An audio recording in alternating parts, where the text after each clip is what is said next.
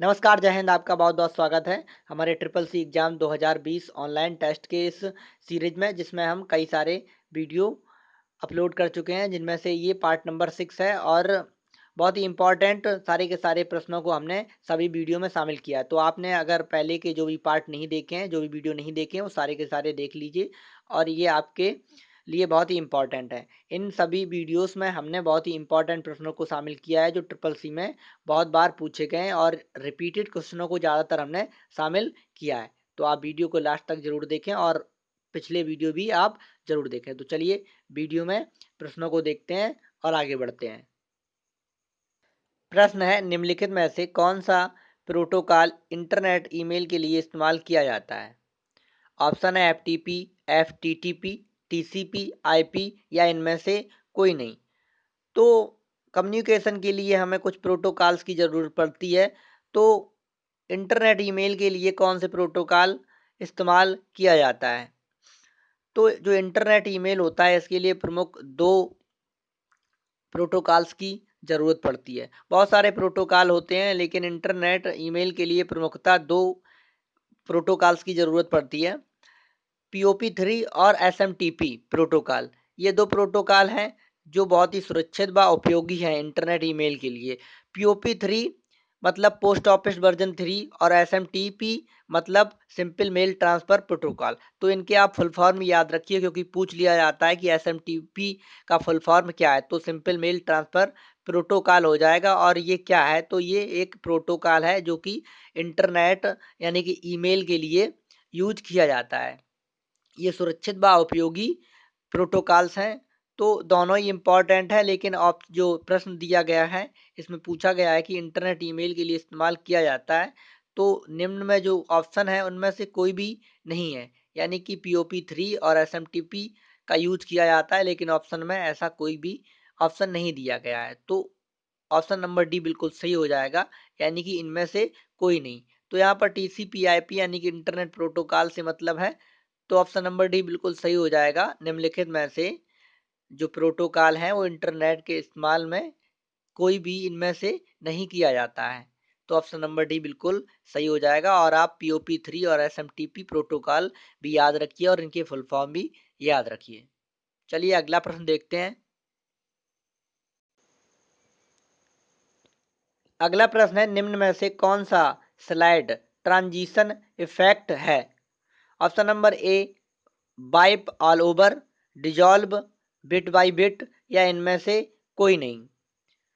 तो जो slide transition effect है, इसका use power point MS power point में किया जाता है प्रेजेंटेशन के लिए। तो जब हम स्लाइड का प्रेजेंटेशन करते हैं, तो हम ट्रांजिशन इफेक्ट का यूज करते हैं। तो निम्न में से स्लाइड ट्रांजिशन इफेक्ट क्या है? तो कई सारे इफेक्ट होते हैं पावर पॉइंट में, जिसमें जिसमें ये स्लाइड ट्रांजिशन इफेक्ट बहुत ही इम्पॉर्टेंट है। तो जो स्लाइड ट्रांजिशन इफेक्ट है, वो क्या है? तो ऑप्शन नंबर जो बी है, डिसॉल्व एक स्लाइड ट्रांजिशन इफेक्ट है। तो ऑप्शन नंबर बी बिल्कुल सही हो जाएगा। जो स्लाइड ट्रांजिशन इफेक्ट है, डिसॉल्व यानी कि डिसॉल्व एक स्लाइड ट्रांजिशन इफेक्ट है। तो जब प्रेजेंटेशन हम किसी प्रेजेंटेशन को तैयार करते हैं, तो आप जानते हैं एमएस जो पावर पॉइंट होता है, उसमें प्रेजेंटेशन का कार्य होता है। तो प्रेजेंटेशन जब तैयार होती हैं, तो उसमें कई सारी स्लाइडें होती हैं।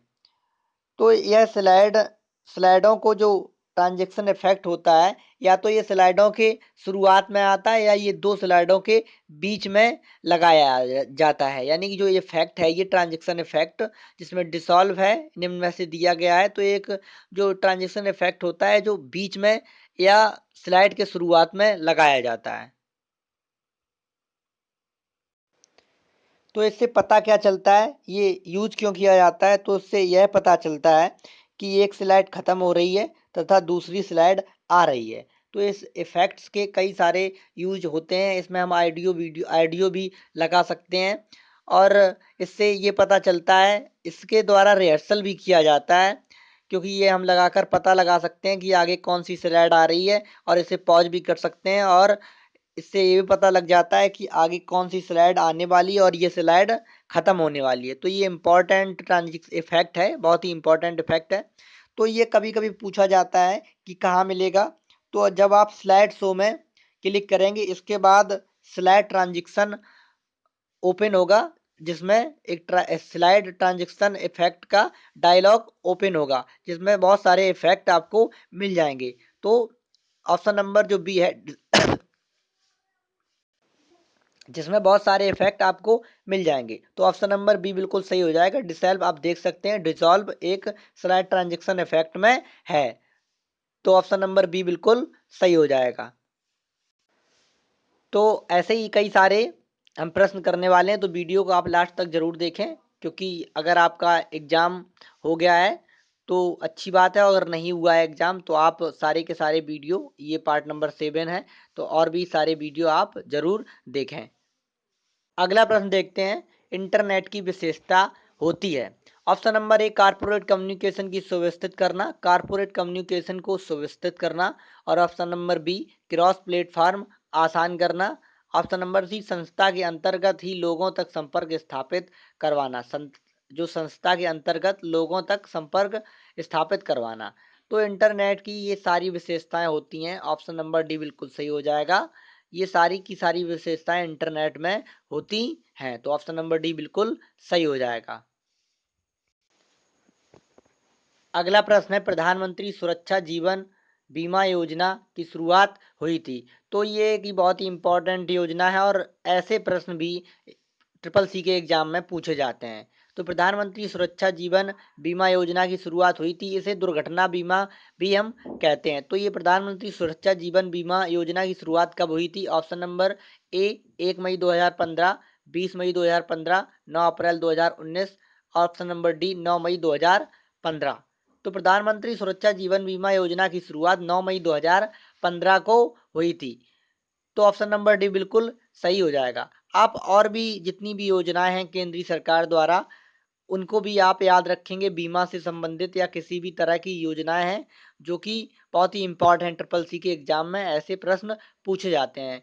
तो ऑप्शन नंबर डी बिल्कुल सही हो जाएगा, जो प्रधानमंत्री सुरक्षा जीवन बीमा योजना की शुरुआत 9 मई 2015 को हुई थी।